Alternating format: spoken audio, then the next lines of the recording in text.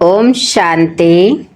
26 अगस्त 2026 के ईश्वरीय मधुर महावाक्य हैं। सुनते हैं आज की बाबा की मधुर मुरली। बाबा ने कहा, मीठे बच्चे, तुम गारंटी करते हो कि हम अपने ही योग बल से इस भारत को स्वर्ग बनाएंगे। वहाँ एक धर्म, एक राज्य होगा। प्रश्न है, माया के किस विघ्न से सेफ रहने वाले बहुत अच्छी कमाल कर सकते हैं? उत्तर है, माया का सबसे बड़ा विघ्न है देह अभिमान में लाकर एक दो के नाम रूप में फंसाना। जो बच्चे इस विघ्न से सेफ रहते, माया के धोखे से बचे रहते, वे बहुत कमाल कर दिखाते हैं। उनके बुद्धि में सर्विस के नए नए ख्यालात चलते रहते हैं। सर्विस में उन्नति तब होगी जब देही अभिमानी होंगे। ओम शांति। बाप आए हैं रूहानी बच्चों को श्रीमत देने। यह तो बच्चे जानते हैं कि थोड़े समय के अंदर ड्रामा प्लान अनुसार सारा कार्य होना है। हम रावणपुरी को विष्णुपुरी बनाते हैं। अब बाप भी गुप्त तो पढ़ाई भी गुप्त है। सेंटर्स तो बहुत हैं, छोटे बड़े गांव में सेंटर्स हैं और बच्चे भी बहुत हैं और भी दिन प्रतिदिन बढ़ते जाएंगे। लिटरेचर में भी लिखते हैं कि हम इस भारत भूमि को स्वर्ग बनाकर छोड़ेंगे। तुमको यह भारत भूमि बहुत प्यारी है क्योंकि तुम जानते हो कि यह भारत ही स्वर्ग था। उनको 5000 वर्ष हुए। भारत बहुत शानदार था। तुम ब्रह्मा मुख वंशावली बच्चों को ही यह नॉलेज है। इस भारत को श्रीमत पर स्वर्ग बनाना पड़े, सबको रास्ता बताना है और कोई किटकिट की यहाँ बात नहीं है। आपस में बैठ राय करनी चाहिए। किन चित्रों द्वारा ऐसी क्या एडवर्टाइज करें जो अखबार में भी यह चित्र डालें। आपस में इस पर सेमिनार करना चाहिए। जैसे उस गवर्नमेंट के लोग आपस में मिलते हैं, राय करते हैं, तो भारत को हम कैसे सुधारें। यह जो इतने मतभेद हो गए हैं, उनको आपस में मिलकर ठीक करें और भारत में सुख शांति कैसे स्थापन हो। ऐसे तुम भी रूहानी पांडव गवर्नमेंट हो। यह बड़ी ईश्वरीय गवर्नमेंट है। पतित पावन बाप ही पतित बच्चों को पावन बनाकर पावन दुनिया का मालिक बनाते हैं। यह राज तुम बच्चे जानते हो। मुख्य है ही भारत का आदि सनातन देवी देवता धर्म। यह है रुद्र ज्ञान यज्ञ। रुद्र कहा जाता है शिव बाबा को। अब तुमको बाप ने आकर जगाया है, तुमको फिर औरों को जगाना है। ड्रामा प्लान अनुसार तुम जगाते रहते हो। अब तक जिसने जैसा जैसा पुरुषार्थ किया है, उतना ही कल पहले भी किया था।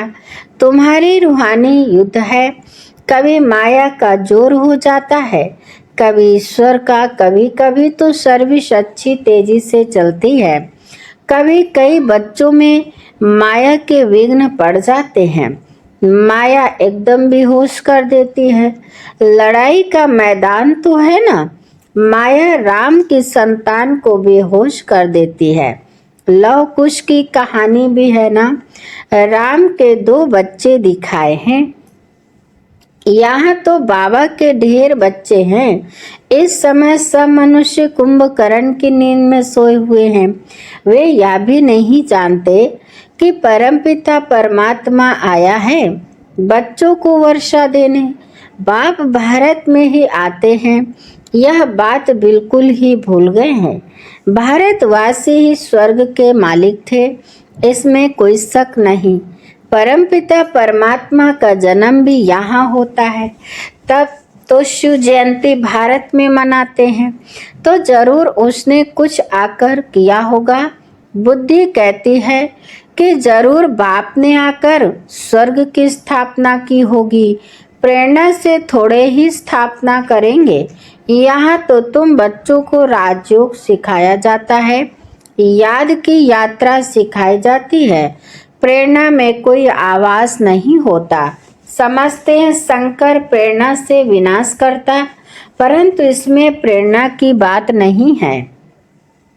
तुम समझ गए हो कि ड्रामा में उन्हों का पार्ट ही है मूसल बनाना। वे विनाश अर्थ निमित्त बने हुए हैं। प्रेरणा शास्त्रों का अक्षर है, इसमें प्रेरणा की तो बात ही नहीं है। ड्रामा अनुसार विनाश तो होना ही है। गाया हुआ है महाभारत लड़ाई में यह मूसल आदि काम में आए थे। जो पास्ट हो गया है वह फिर रिपीट होना है।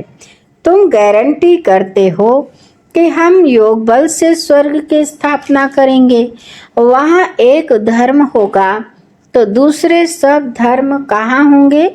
जरूर विनाश हो जाएंगे। यह समझने की बात है। गाया हुआ है ब्रह्मा द्वारा स्थापना, विष्णु द्वारा पालना, तो ठीक है, लेकिन शंकर को तो शिव के साथ मिला दिया है। यह रोंग है। शिव शंकर कह देते हैं क्योंकि शंकर तो कोई काम नहीं करते, तो शिव से मिला दिया है। परंतु शिव बाबा कहते हैं मुझे तो बहुत काम करना पड़ता है, सबको पावन बनाना पड़ता है। मैं इस ब्रह्मा तन में प्रवेश कर इस साकार द्वारा स्थापना का कार्य कराता हूँ। शंकर का तो कोई पार्ट है नहीं। शिव की पूजा होती है। शिव ही कल्याणकारी झोली भरने वाला है। शिव परमात्माए नमः कहते हैं ना। यह ब्रह्मा भी प्रजापिता ठहरा। ब्रह्मा सो विष्णु, विष्णु सो ब्रह्मा। यह तो बड़ी गुह्य बातें हैं। यह सिर्फ तुम बच्चे ही जानते हो। सेंसिबल बच्चों की बुद्धि में ज्ञान झट समझ में आ जाता है। मनुष्य को कुछ भी समझ नहीं है कि परम पतित पावन बाप कब आएंगे। अब तो कलयुग का अंत है। अगर कहते कि कलयुग के अंत में 40,000 वर्ष पड़े हैं तो अभी कितना और पतित बनेंगे, कितना दुख सहन करेंगे। कलयुग में सुख तो होगा नहीं। कुछ भी न जानने के कारण बेचारे घोर अंधेरे में पड़े हैं। तुम बच्चों को आपस में मिलकर राय करनी चाहिए कि कैसे सर्विस को बढ़ाएं। बाप प्लान तो बताते रहते हैं, फिर बच्चों को आपस में मिलना है, चित्रों पर अच्छी रीति समझाना है। यह भी ड्रामा अनुसार चित्र बनते जा रहे हैं। बच्चे जानते हैं कि जो जो समय पास होता जाता है वो बहु ड्रामा चलता रहता है। बच्चों के अवस्थाएं तो कब ऊपर कब नीचे यह चलता रहेगा। बाबा भी साक्षी होकर देखता है। कभी कभी बच्चों पर ग्रहचारी बैठती है तो उनको मिटाने के लिए प्रयत्न कराते हैं। बाबा घड़ी घड़ी कहते हैं कि बाप को याद करो, लेकिन देह अभिमान में आ जाते हैं, इसलिए ठोकरे खाते हैं। इसमें देही अभिमानी बनना पड़े, परंतु बच्चों में देह अभिमान बहुत है। तुम देही अभिमानी बनो तो बाप की याद रहे, फिर सर्विस की उन्नति भी होती रहेगी। जिनको ऊंच पद पाना है वह सदैव सर्विस में लगे रहेंगे। तकदीर में अगर नहीं है तो तदवीर भी नहीं करेंगे। खुद कहते हैं कि बाबा हमको धारणा नहीं होती है, बुद्धि में नहीं बैठता। धारणा अगर नहीं होती तो खुशी भी नहीं रहती है। जिनको धारणा होती है तो खुशी भी रहती है। समझते हैं कि शिव बाबा आया हुआ है। बाप कहते हैं बच्चे तुम अच्छी रीति समझकर फिर औरों को भी समझाओ। कोई तो सर्विस में लग जाते हैं, पुरुषार्थ करते रहते हैं। तुम बच्चे जानते हो कि जो जो सेकंड बीतता है वह ड्रामा में नोंद है। फिर ऐसे ही रिपीट होता है। बच्चों को ही समझाया जाता है कि बाहर भाषण करते समय तो अनेक प्रकार के मनुष्य आते हैं। तुम बच्चे जानते हो कि सभी वेद शास्त्र गीता आदि पर ही भाषण करते हैं। उनको यह पता थोड़े ही है कि यहाँ ईश्वर अपना और इस रचना के आदि मध्य अंत का रहस्य समझाते हैं। चित्रों में कितना अच्छी तरह दिखाया है कि परमात्मा कौन है। यह बातें प्रोजेक्टर पर तो समझा नहीं सकते। प्रदर्शनी में चित्र भी सामने खड़े हैं और फिर तुम समझाकर पूछ भी सकते हो कि अब बताओ कि गीता का भगवान कौन है, ज्ञान का सागर कौन है, पवित्रता सुख शांति का सागर लिबरेटर गाइड कौन है। श्री कृष्ण के लिए तो कह नहीं सकेंगे। परमात्मा की महिमा अलग है। पहले लिखाना भी चाहिए, प्रोब लेना चाहिए, इससे सही भी लेनी है। हाल में चिड़िया लड़ रही हैं।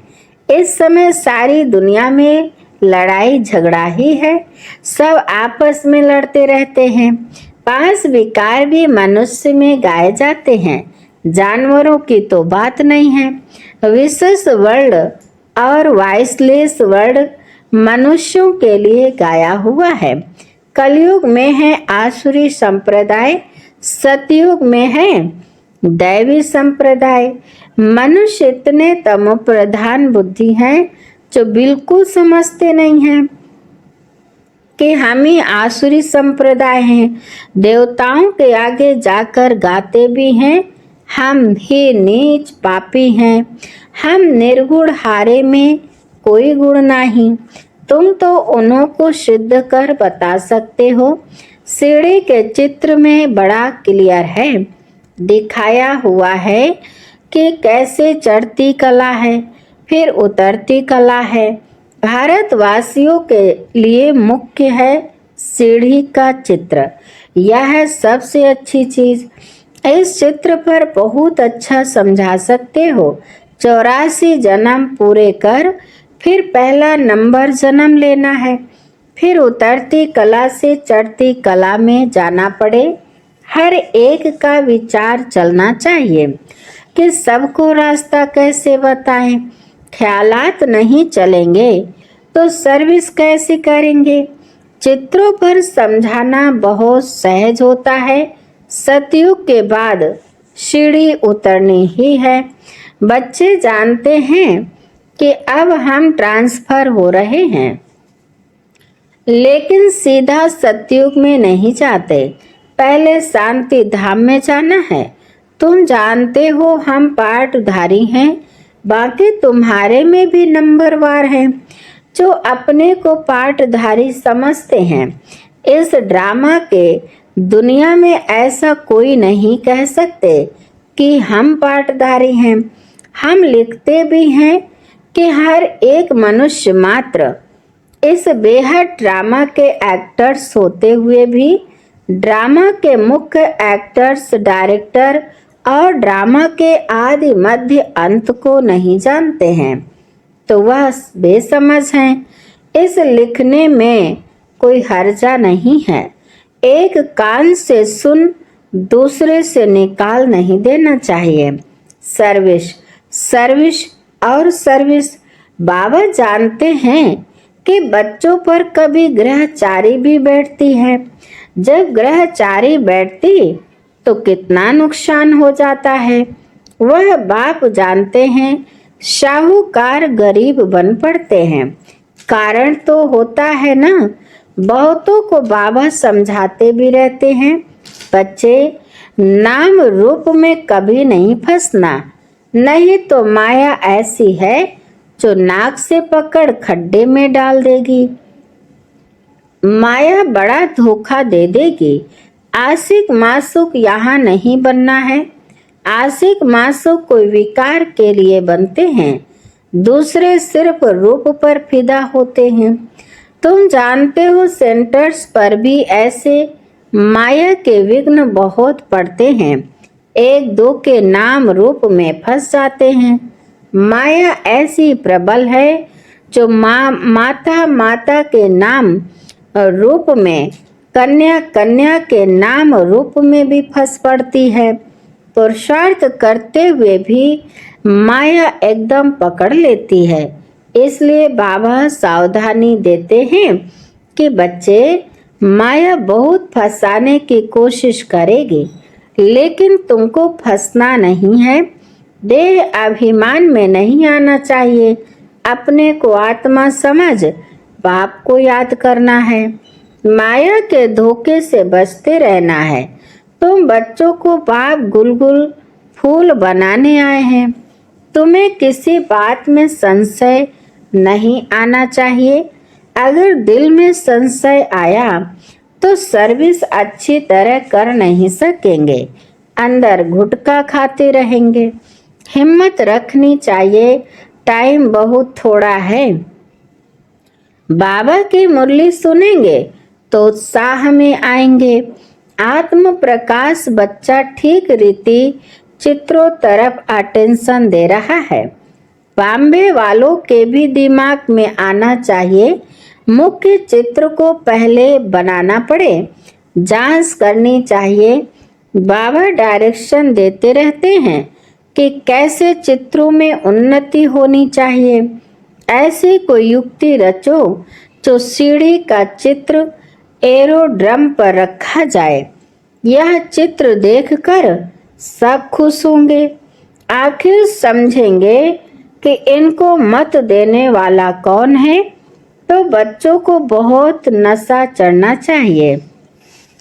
अच्छा, अभी बाप दादा हम बच्चों को नमस्ते करते हैं। मीठे मीठे शिकिलदे बच्चों प्रति माता पिता बाप दादा का याद प्यार और गुड मॉर्निंग। रूहानी बाप की रूहानी बच्चों को नमस्ते।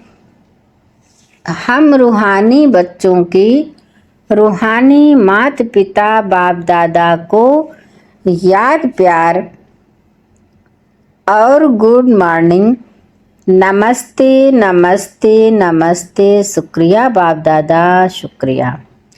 धारणा के लिए मुख्य सार नंबर 1 है, तुम बच्चे लड़ाई के मैदान में हो। माया रावण से तुम्हारी युद्ध है। माया बहुत विघ्न डालती है। बच्चों को बहुत सावधान रहना चाहिए। नंबर 2, हर एक को अपनी उन्नति के लिए विचार करना है। चित्रों पर कैसे समझाएं, सर्विस को कैसे बढ़ाएं, चित्रों में ऐसा क्या डालें जो मनुष्य सहज समझ जाए। वरदान है, देह अभिमान के त्याग द्वारा श्रेष्ठ भाग्य बनाने वाले सर्व सिद्धि स्वरूप भाव। विस्तार है, देह अभिमान का त्याग करने अर्थात देही अभिमानी बनने से पाप के सर्व संबंध का, सर्व शक्तियों का अनुभव होता है। यह अनुभव ही संगम युग का सर्वश्रेष्ठ भाग्य है। विधाता द्वारा मिली हुई इस विधि को अपनाने से वृद्धि भी होगी और सर्व सिद्धियां भी प्राप्त होंगे। देहधारी के संबंध व स्नेह में तो अपना ताश तख्त और अपना असली स्वरूप सब छोड़ दिया, तो क्या बाप के स्नेह में देह अभिमान का त्याग नहीं कर सकते? इसे एक त्याग से सर्व भाग्य प्राप्त हो जाएंगे। स्लोगन है, क्रोध मुक्त बनना है तो स्वार्थ के बजाय निस्वार्थ बनो। इच्छाओं के रूप का परिवर्तन करो। अच्छा, ओम शांति। अभी सुनते हैं अव्यक्त इशारे।